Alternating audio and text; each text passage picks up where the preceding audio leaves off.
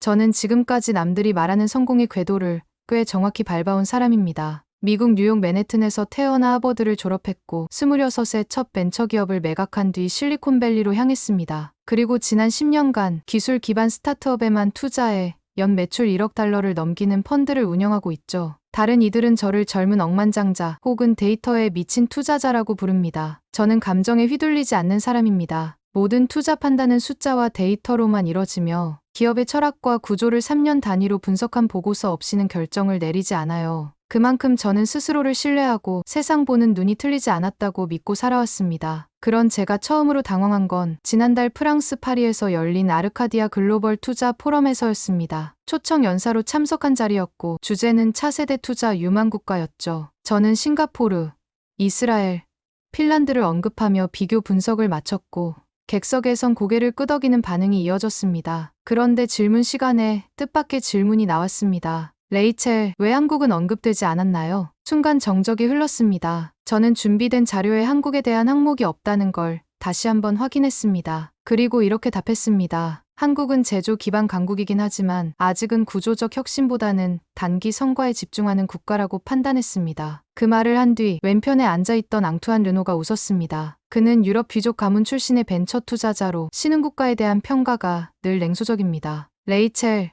당신조차도 그렇게 말하는 걸 보니 확신이 생겼네요. 한국은 케이팝과 치킨, 그리고 반도체 말곤 보여줄 게 없죠. 기술이 있어도 철학은 없는 나라 아닐까요? 저는 그의 말투가 거슬렸지만 사실 그 말이 제 생각과 완전히 어긋나지는 않았습니다. 한국이라는 나라에 대해 떠오르는 건 몇몇 제조 대기업과 문화 콘텐츠 정도였고 AI나 지속 가능한 기술 분야에서 두각을 드러낸 사례는 별로 접하지 못했거든요. 그런데 포럼이 끝나고 예상치 못한 사람이 저를 찾아왔습니다. 검정색 정장 차림의 젊은 아시아 남성이었습니다. 스스로를 제이 박이라 소개한 그는 MIT에서 컴퓨터공학을 전공했고 현재 서울에서 AI 기반 헬스케어 스타트업을 운영 중이라고 했습니다. 저는 의례적으로 악수를 건넸고 그는 조용히 말했습니다. 레이첼님, 방금 발표 잘 들었습니다. 하지만 질문 하나 드려도 될까요? 저는 고개를 끄덕였어요. 혹시 한국의 공공 시스템이나 디지털 인프라를 실제로 경험해 보신 적 있으신가요?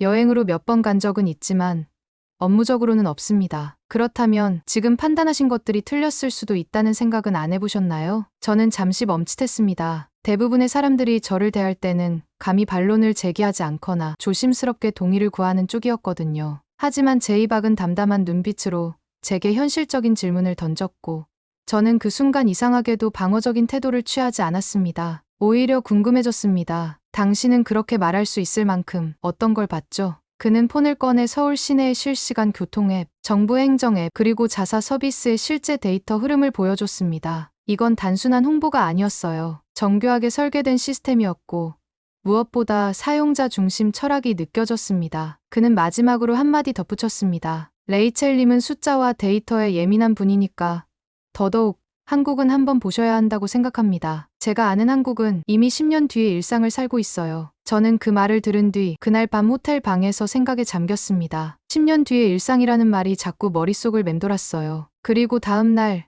한국 출장 일정을 새로 잡았습니다. 원래는 이번 아시아 투어의 마지막 일정은 싱가포르였지만 그 자리에 서울을 넣기로 결정했습니다. 왜냐고요? 저는 아직 한국을 믿지 않았기 때문입니다. 하지만 제가 틀렸다는 걸 증명해보겠다는 이상한 오기가 생겼습니다. 저는 그렇게 서울로 향하는 비행기에 올랐습니다. 그 비행기 안에서조차 제 안의 확신은 여전했습니다. 나는 감정으로 움직이지 않아.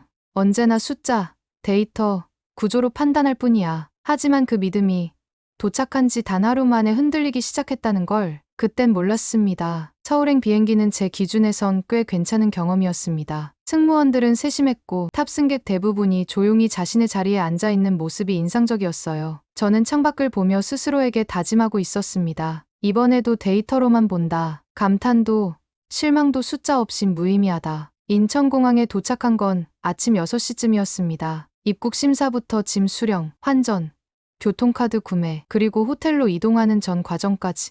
저는 정확히 47분 만에 체크인을 마쳤습니다. 이게 별일은 아닐 수 있지만 저는 이런 초기 체험에서 시스템의 민낯을 봅니다. 복잡한 공항, 이른 아침, 그리고 외국인 입장에서도 단 한 번도 멈추지 않았다는 점, 이건 분명 신호였습니다. 호텔은 광화문 근처였고 창밖으로 경복궁이 보였습니다. 잠시나마 조용한 도시 풍경에 눈길이 갔지만 저는 감상에 빠질 여유가 없었습니다. 9시에 바로 서울 디지털시티 쇼케이스가 예정되어 있었기 때문입니다. 한국 정부와 서울시가 공동 주최한 이 행사에는 스타트업, 대기업, 그리고 공공기관이 모두 참여한다고 했죠. 현장에 도착했을 때 저는 전시관의 분위기부터 의외였어요. 보통 이런 행사장은 분주하고 소란스러운데 이곳은 질서정연했습니다. 방문자 동선, 안내 인력, 심지어 와이파이 연결까지 매끄럽다는 말 외엔 설명이 어려웠습니다. 하지만 저는 여전히 마음속으로 선을 긋고 있었습니다. 첫인상 좋다고 다 좋은 건 아니야. 진짜는 디테일에서 드러나니까. 첫 번째 세션은 공공교통 시스템에 대한 발표였습니다. 서울시 교통본부 담당자가 나와 실시간 버스 위치 기반 알고리즘, 이용자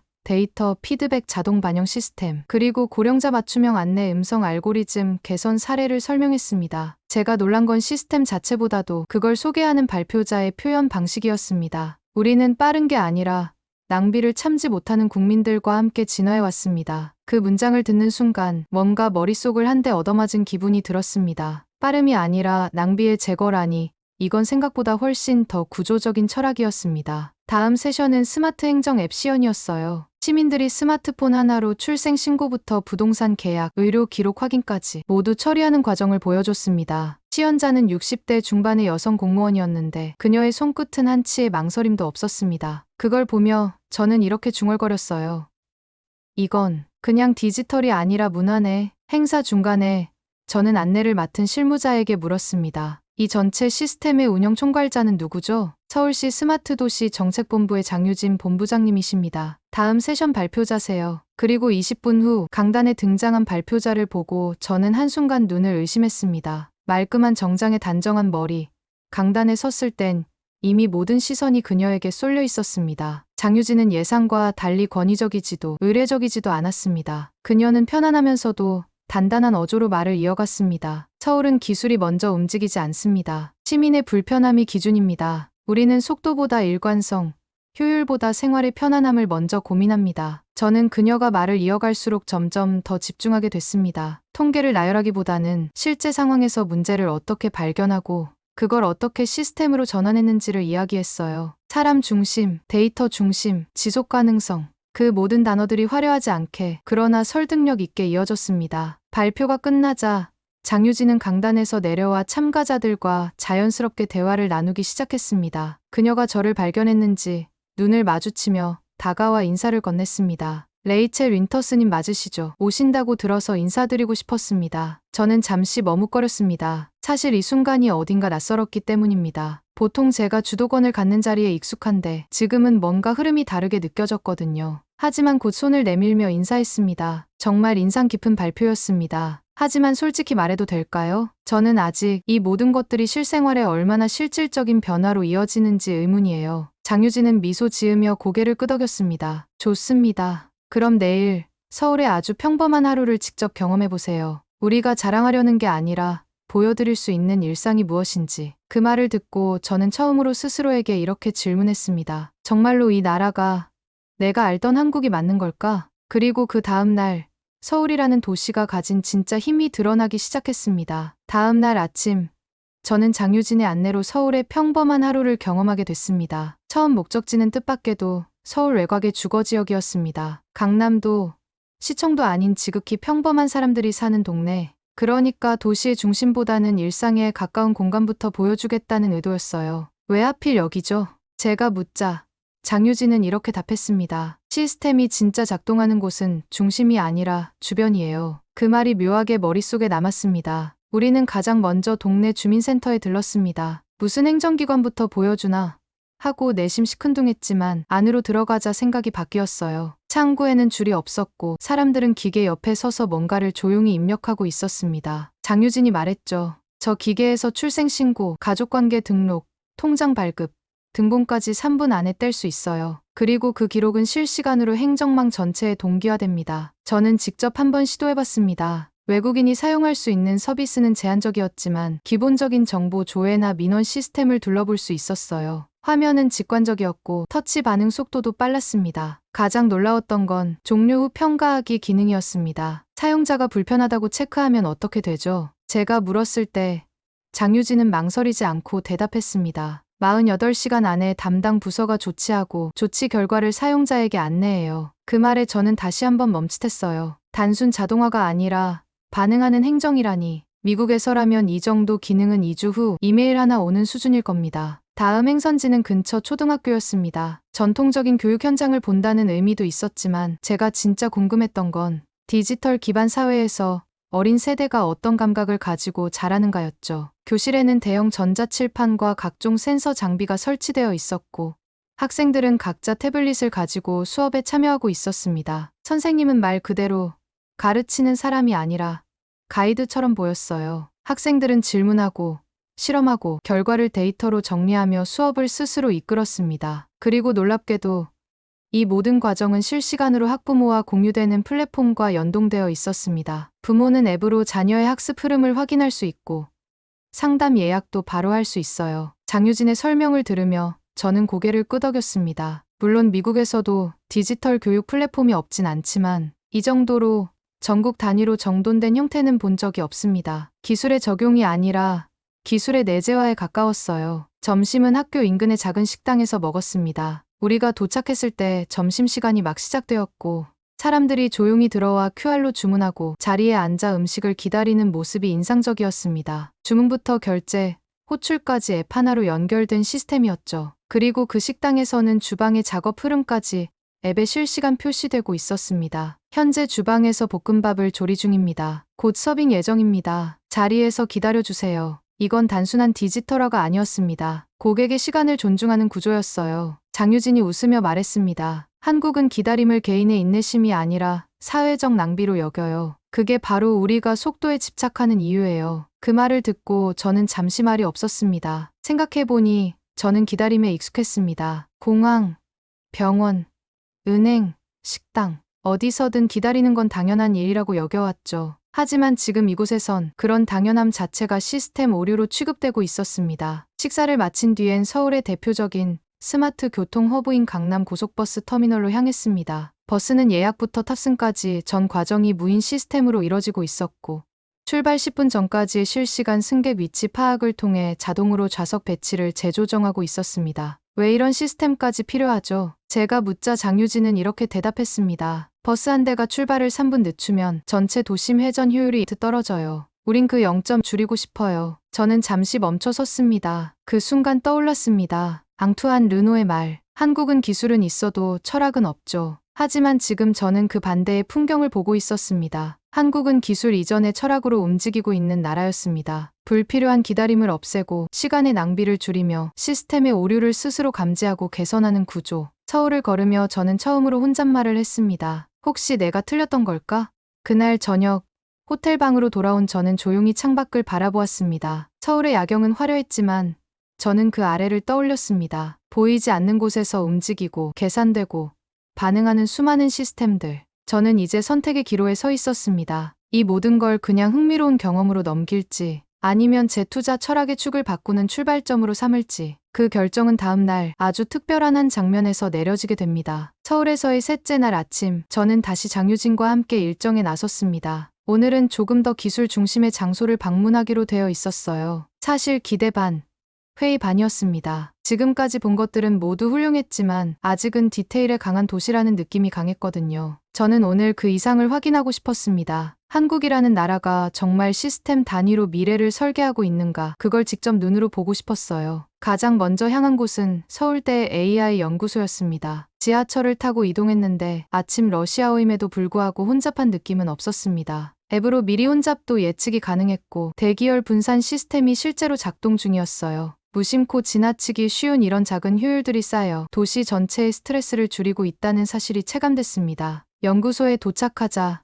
안내를 맡은 교수진이 AI 기반의 도시 운영 시뮬레이션을 보여주었습니다. 화면 속 도시는 실제 서울을 본떠 만들어졌고 긴급 상황, 교통 혼잡, 기후 변화 등 다양한 조건을 AI가 예측하고 스스로 최적의 방안을 찾아가는 구조였어요. 그 시뮬레이션 중 한 장면에서 저는 멈춰섰습니다. 갑작스러운 집중 호우로 인해 강남 일대가 침수 위기에 처하자 AI는 실시간 교통, 우회, 지하철 운행 제한, 지하주차장 폐쇄, 그리고 SNS를 통한 시민 알림까지 1분 40초 만에 전 과정을 자동 실행하더군요. 저는 이 과정을 지켜보며 처음으로 감탄이 아니라 분석의 눈으로 보기 시작했습니다. 이런 시스템이 가능하려면 전제 조건이 상당히 까다로울 텐데요. 데이터 통합, 시민 수용성, 행정 협업까지 다 뒷받침돼야 가능한 구조잖아요. 그러자 안내를 맡았던 연구원이 조용히 웃으며 말했습니다. 맞습니다. 한국이 그런 시스템을 만들 수 있었던 건 단지 기술이 있어서가 아니에요. 모든 부문이 데이터를 공유하고 공공과 민간이 상호 신뢰를 구축해왔기 때문입니다. 그건 기술보다 더 어려운 일이죠. 순간 저는 다시 한번 멈춰섰습니다. 공공과 민간의 신뢰. 사실 그건 미국에선 가장 부족한 요소였습니다. 기술이 아무리 발달해도 시민과 정부, 기업 간의 신뢰가 없다면 시스템은 느려질 수밖에 없어요. 그게 바로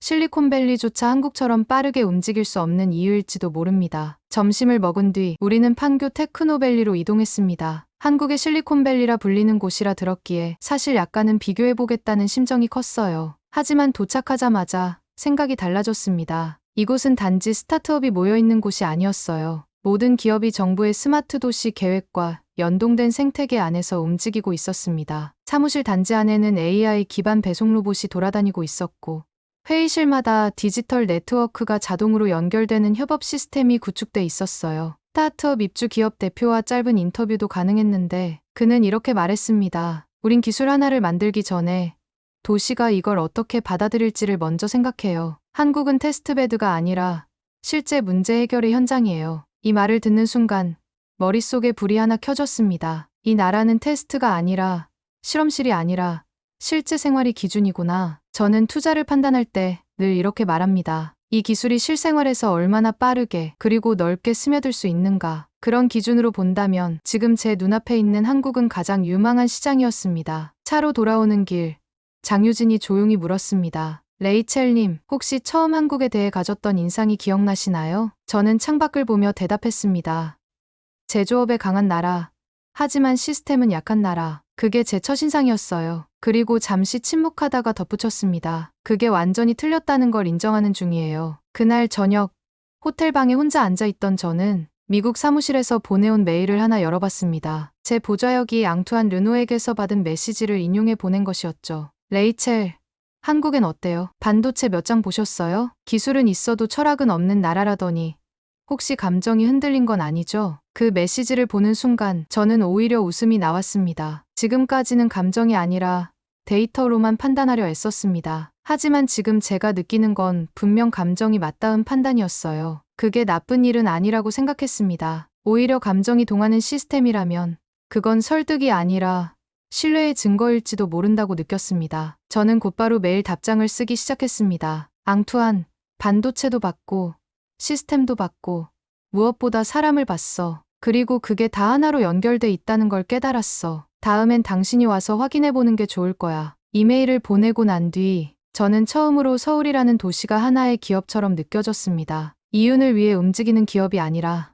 시민의 시간을 줄이고 삶의 질을 높이기 위해 설계된 조직. 그런 도시라면 저는 기꺼이 투자할 수 있습니다. 그리고 그 확신은 다음 날 더 명확해지게 됩니다. 다섯째 날 아침, 저는 장유진과의 간담회에 참석하기 위해 서울시청 스마트행정센터로 향했습니다. 오늘은 단순한 견학이 아니라 실제 정책, 결정자들과 스타트업 관계자들이 함께하는 비공식 토론 세션에 초대된 자리였습니다. 제 직함은 해외 투자자 특별 자문으로 소개됐지만 사실 저는 오늘 이 자리에서 한국이라는 나라에 대해 정면으로 묻고 싶었습니다. 이렇게까지 효율적이고 디지털화된 구조라면 왜 세계는 한국을 따라오지 않죠? 저는 이 질문을 던질 준비가 되어 있었습니다. 지금까지 경험한 것들은 분명 뛰어났습니다. 하지만 여전히 제 머릿속에는 의문이 남아 있었어요. 왜 이렇게 훌륭한 시스템을 가진 나라가 글로벌 평가에선 늘 한 걸음 뒤에 있는가? 간담회는 비공식 회의실에서 진행됐고 참가자 수는 10명 남짓이었습니다. 각자 소속은 달랐지만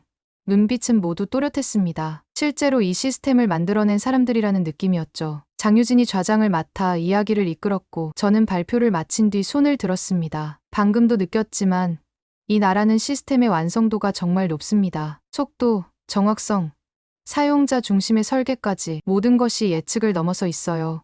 하지만 질문이 하나 있습니다. 참석자들이 고개를 들었고 저는 망설이지 않고 말했습니다. 왜 세계는 아직도 한국을 시스템 선진국으로 평가하지 않죠? 여러분이 말씀하신 건 분명 엄청난 성과인데 왜 외부에선 이를 잘 모를까요? 잠깐의 정적이 흘렀습니다. 그리고 장유진이 조용히 말문을 열었습니다. 우린 늘 자랑보다는 개선을 선택해왔기 때문이에요. 그 말 한마디가 제 안에 뭔가를 멈춰 세웠습니다. 성과보다 과정에 집중해왔고 외부의 과시하기보다는 내부의 불편함을 해결하는 데 힘을 쏟았죠. 사람들에게 보여주는 것보다 먼저 삶이 나아져야 한다는 믿음이 있었습니다. 저는 말없이 그녀를 바라봤습니다. 그 말은 너무나 단순했지만 동시에 복잡한 진실을 담고 있었습니다. 장유진은 이어서 팬데믹 당시의 상황을 꺼냈습니다. 2020년 코로나19가 터졌을 때 우리는 단 하루 만에 전국 학교의 수업을 온라인으로 전환했습니다. 그건 단지 기술이 있어서가 아니라 미리 준비되어 있던 플랫폼과 전 국민의 디지털 생활 습관이 있었기 때문이에요. 그녀는 스크린을 켜고 비상 대응 시뮬레이션 영상을 재생했습니다. 화면 속에는 마스크 생산량 추적 시스템, 재고 위치 기반 배급 앱, QR 기반 출입 명부 시스템이 등장했고 그 모든 것이 3일 만에 전국 단위로 작동되기 시작한 모습이 담겨 있었습니다. 우린 백신을 먼저 만들진 못했지만 사람을 먼저 움직일 수 있었습니다. 그녀의 말에 저는 처음으로 속으로 이렇게 인정하고 있었습니다. 이건 기술이 아니라 민첩한 시스템의 철학이다. 간담회가 끝난 뒤 저는 다시 유진에게 다가갔습니다. 질문 있어요. 당신들이 그렇게 대단한 시스템을 갖췄다면 왜 더 적극적으로 세계에 보여주지 않죠? 왜 저 같은 투자자도 이걸 경험하기 전엔 몰랐던 걸까요? 유진은 제 눈을 똑바로 바라보며 말했습니다. 왜냐면 우린 아직도 부족하다고 생각하니까요. 당연하다고 여기는 순간 멈추게 되니까요. 그 말은 단순한 겸손이 아니었습니다. 저는 그걸 느꼈어요. 이 나라엔 스스로를 과대평가하지 않는 집단적 긴장감이 있다는 거요. 그녀는 덧붙였습니다. 레이첼님, 이 시스템은 사람이 만들었습니다. 데이터는 많지만 결국 방향을 설정하는 건 사람입니다. 그래서 더 중요한 질문은 이거예요. 당신은 기술에 투자할 건가요? 사람에 투자할 건가요? 저는 그 말에 처음으로 멈춰서서 생각했습니다. 지금까지 저는 기술, 수익, 가능성만을 보고 투자해왔습니다. 그 과정에서 시스템이 작동하는 방식은 분석했지만 그 안에서 어떻게 사람이 움직이는지는 생각해본 적이 없었어요. 저는 솔직하게 말했습니다. 정말 솔직히 말해도 될까요? 저는 지금까지 시스템에만 투자한다고 생각했어요. 그런데 지금은 사람에게 감동한 것 같습니다. 유진은 가볍게 웃으며 고개를 끄덕였습니다. 그 감정이 진짜 시스템을 만드는 힘일지도 몰라요. 그 순간 저는 완전히 다른 차원의 질문을 스스로에게 던지기 시작했습니다. 한국은 어떻게 사람과 기술을 함께 작동시킬 수 있었을까? 그리고 그걸 어떻게 유지하고 확장해 가는 걸까? 그 질문은 하루아침에 답이 나오지 않았습니다. 하지만 그날 이후 제 판단의 축이 조금씩 이동하고 있다는 걸 저는 분명히 느끼고 있었어요. 다음 날 저는 그 해답의 실마리를 서울의 아주 평범한 골목에서 만나게 됩니다. 그리고 그 장면은 제가 진짜 결정을 내리는 순간으로 이어지게 됩니다. 서울 6째 날 일정표에는 아무것도 적혀 있지 않았습니다. 장유진이 전날 간담회 후 이런 제안을 했기 때문이에요. 레이첼님, 내일은 따로 공식 안내 없이 그냥 제가 사는 동네로 같이 가보시죠. 특별한 건 없어요. 그냥 일상이죠. 그 말이 오히려 더 궁금하게 만들었습니다. 그날 아침 유진은 저를 서울 북동쪽에 있는 주택가로 데려갔습니다. 고층 아파트 대신 다세대 주택이 모여 있고 골목마다 작은 상점과 편의점이 들어선 전형적인 서민 동네였습니다. 관광지도 아니고 테크노밸리도 아닌 정말 한국 사람의 일상 그 자체였죠. 그곳에서 우리가 가장 먼저 간 곳은 작은 동네 마트였습니다. 입구에선 한 할머니가 스마트폰으로 QR코드를 찍고 있었고 내부에서는 매대 근처마다 센서가 붙어 있어 물건을 들면 자동으로 할인 정보를 띄워줬습니다. 유진은 말했어요. 이 마트 대기업 프랜차이즈 아닙니다. 동네 주민조합이 운영해요. 정부에서 디지털 전환을 지원하고 있거든요. 저는 의심스러운 눈빛으로 계산대를 바라봤습니다. 정말 무인 시스템이었고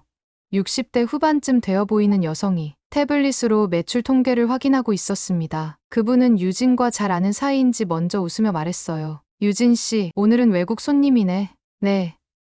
제 친구예요. 요즘 한국 시스템에 꽂히셨대요. 그럼 내가 보여줄 게 딱 있지. 그분은 계산대 아래에서 작은 태블릿을 꺼내더니 스마트 마을 시스템이라는 앱을 열었습니다. 주민들이 민원, 공동구매, 분리수거 알림, 골목길 보안 등 모든 생활 데이터를 이 앱 하나로 공유하고 있었어요. 심지어 근처 병원 대기 시간까지 표시되고 있었습니다. 그때였습니다. 한 아주머니가 허둥지둥 마트 안으로 뛰어 들어왔습니다. 어르신, 버스 놓치셨어요? 할머니 한 분이 고개를 끄덕이며 스마트폰을 들어 보였는데 알림창에 버스 연착이라는 문구가 떠 있었어요. 그게 AI 기반 교통 예측 시스템이 제공한 정보였습니다. 저는 무심코 스마트폰 화면을 들여다보다가 한 가지 사실을 깨달았어요. 이 사람들은 기술을 사용하는 게 아니라 기술 속에서 살고 있구나. 그리고 그건 젊은 층만이 아니었습니다. 노년층조차 스마트폰으로 버스 예매하고 동네 소식을 받고 골목길 범죄 위험 알림을 실시간으로 확인하고 있었어요. 유진은 말했습니다. 서울에는 70세 이상 어르신을 위한 디지털 생활학교가 있어요. 전국 1200개 넘게요. 매주 무료 수업이 열리고 강사도 공공기관에서 파견됩니다. 그걸 실제로 많은 분들이 참여하세요? 제가 믿기지 않는다는 듯 물었습니다. 네, 참여율 80% 넘어요. 여긴 디지털을 특별한 게 아니라 기본 생존 도구로 생각해요. 마트를 나와 근처 동사무소에 들렀을 때 또 한 번 놀라운 장면을 봤습니다. 바로 앞에 있던 할머니 한 분이 직원 도움 없이 키오스크를 직접 조작해 문서 출력까지 완료한 겁니다. 그분은 저를 힐끗 보며 이렇게 말했습니다. 처음엔 어렵더니 이젠 익숙해졌어요. 딸이 말하더라고요. 엄마, 스마트폰 못 쓰면 진짜 불편해. 그래서 배웠지요. 그 순간 저는 숨을 들이켰습니다. 이건 단순한 디지털 교육 문제가 아니었어요. 사회의 철학이 다르다는 걸 느꼈습니다. 느린 사람을 끌어올리는 구조를 시스템화하고 그걸 부끄러워하지 않도록 만든 사회였어요. 우린 마지막으로 주민 커뮤니티 센터에 들렀습니다. 그곳에서는 AI 상담 키오스크, 공공 와이파이, 심지어 지역 주민끼리 물건을 공유할 수 있는 PEP 시스템까지 운영되고 있었어요. 모든 건 스마트폰 하나로 연동돼 있었고 정보 접근성과 실생활 연결성이 너무나 정교하게 설계돼 있었습니다. 저는 그날 밤 호텔 방으로 돌아와 한참 동안 말없이 앉아 있었습니다. 그리고 스마트폰을 켜고 제 팀에게 전화를 걸었습니다. 헬렌, 나야. 보고서 전면 수정해줘. 레이첼, 무슨 일 있었어요? 한국에 대해 다시 써야겠어. 이건 제조업 기반 국가가 아니야. 이건 디지털 생태계 국가야. 그리고 우리 투자 포트폴리오.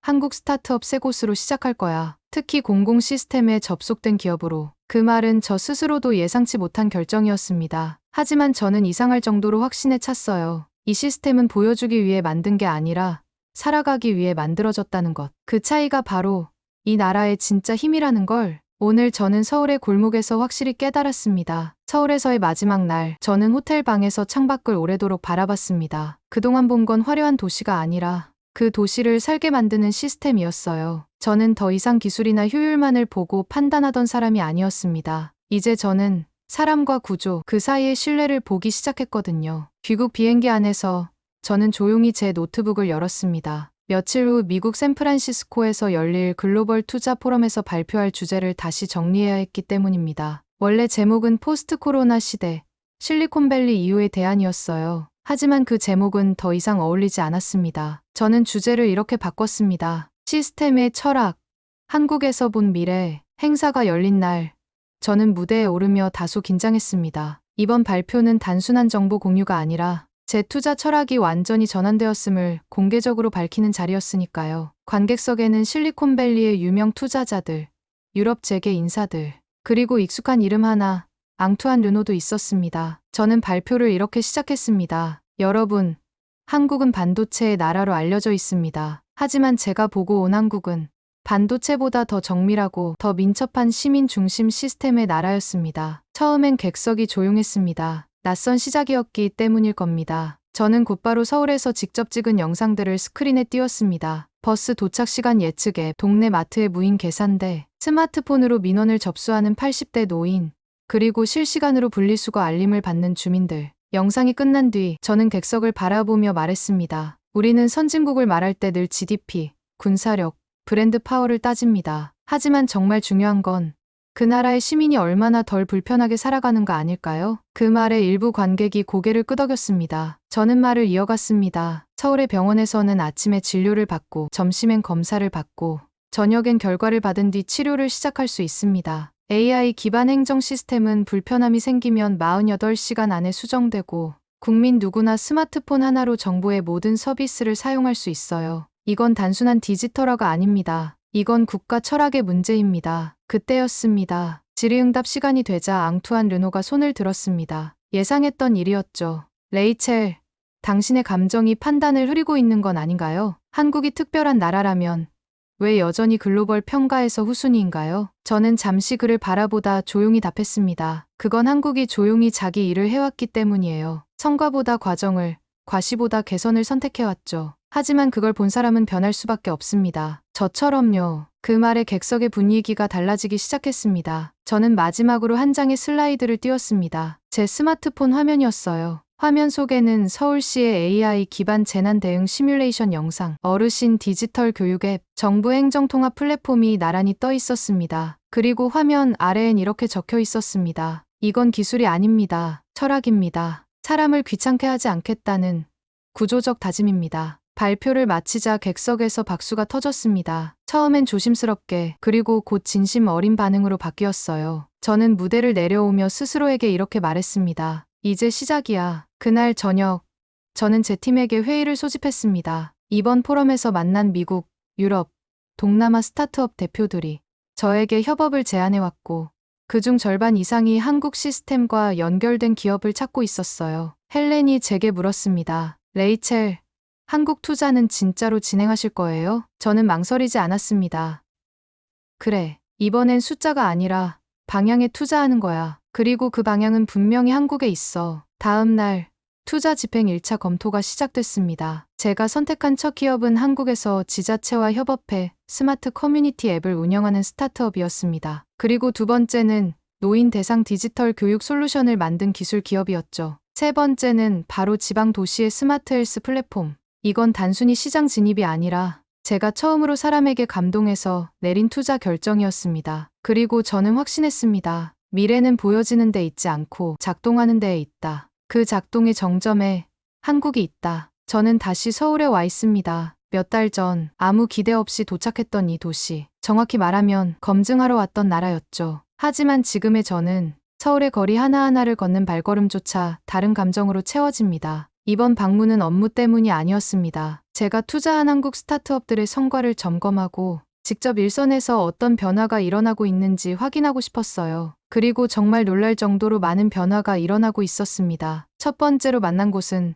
서울 외곽의 한 디지털 복지센터였습니다. 제가 투자한 노인 대상 스마트 교육 플랫폼이 이 지역 노년층의 생활 방식을 바꾸고 있었어요. 한 어르신은 이렇게 말했습니다. 이제는 손자보다 내가 앱을 더 잘 써요. 지하철 시간도 보고 병원 예약도 하고 동네 이장님 소식도 받고 예전엔 다 기다리고 찾아가야 했는데 이젠 버튼 하나로 되니까 참 편하죠. 저는 그 말을 듣는 순간 가슴 한쪽이 저릿해졌습니다. 기술이란 바로 이런 모습이어야 하지 않을까. 단 한 명도 뒤처지지 않게 모두가 함께 가는 사회. 그건 수치나 그래프가 아니라 삶 자체를 바꾸는 힘이었습니다. 그날 저녁 저는 잠시 혼자 광화문 거리를 걸었습니다. 퇴근하는 인파 사이에서 편의점 앞에서 컵라면을 먹는 청년들, 버스 안에서 조용히 이어폰을 꽂고 음악을 듣는 중년 남성들, 그리고 가족과 함께 귀가 중인 부부와 아이들. 그 누구도 급하지 않았고 불안해 보이지 않았어요. 이건 통계로는 보이지 않는 나라의 진짜 얼굴이었습니다. 저는 스스로에게 물었습니다. 이 나라는 왜 이렇게까지 잘 정돈돼 있을까? 어떻게 이런 시스템을 만들 수 있었지? 답은 생각보다 간단했습니다. 한국은 오래 기다려본 나라니까요. 전쟁을 겪고 가난을 견디고 손으로 기계 부품을 만들며 하나하나 쌓아올린 역사. 그게 지금의 효율과 속도, 정확함을 가능하게 했다는 걸 저는 뒤늦게야 깨달았습니다. 빠르게 만든 게 아니었습니다. 정확히, 꾸준히, 조심스럽게 그렇게 만든 거였습니다. 미국이나 유럽이 자부심 삼아 말하는 그 많은 제도와 시스템. 그건 상속받은 것이지만 한국은 직접 만든 것이었어요. 이건 중장년 남성분들이라면 누구보다 잘 아실 겁니다. 삽 들고 건설 현장에 계시던 아버지, 새벽에 신문 돌리며 등록금 마련하던 청년들, 공장에서 일하며 우리 아이만큼은 공부시키겠다던 부모 세대. 그 세대가 이 나라를 여기까지 끌고 온 거예요. 그리고 이제 그분들이 만든 땀의 가치 위에 세계 최고 수준의 시스템이 올라서 있는 겁니다. 저는 실리콘밸리에서 많은 도시를 봤습니다. 화려한 빌딩, 멋진 기술, 거대한 자본. 하지만 시민이 서로를 신뢰하는 시스템. 그리고 누구 하나 낙오되지 않게 끌어안는 구조는 한국 외에 본 적이 없습니다. 마지막으로 제가 투자한 기업 대표 한 명이 이런 말을 했습니다. 우린 기술을 만드는 게 아니에요. 시간을 아끼는 도구를 만드는 겁니다. 그 시간은 어머니가 손주를 더 오래 안을 수 있는 시간이고 아버지가 야근 없이 가족과 저녁을 먹을 수 있는 시간이에요. 그 말을 듣고 저는 한참 동안 아무 말도 하지 못했습니다. 그리고 그날 밤 서울의 한 공원에서 아이와 걷고 있는 아버지를 보며 핸드폰을 꺼내 영상을 하나 남겼습니다. 여러분, 저는 실리콘밸리에서 수백 개의 기술을 봐왔습니다. 하지만 사람을 이렇게까지 중심에 두고 만든 시스템은 단 한 번도 본 적이 없습니다. 한국은 기술의 나라가 아닙니다. 사람을 잊지 않는 나라입니다. 그리고 그런 나라가 미래를 만든다고 저는 믿습니다. 이 영상을 지금 여러분께 그대로 전해드리고 싶어요. 혹시 이 이야기가 당신의 삶과 마음에도 작은 자부심 하나 남긴다면 그걸로 저는 충분합니다. 지금 이 순간도 한국은 조용히 일하고 있을 겁니다. 자랑보다 개선을 선택하며 내일 더 나은 시스템을 만들고 있겠죠. 그게 바로 세계를 감탄하게 만든 대한민국이라는 나라의 진짜 힘입니다.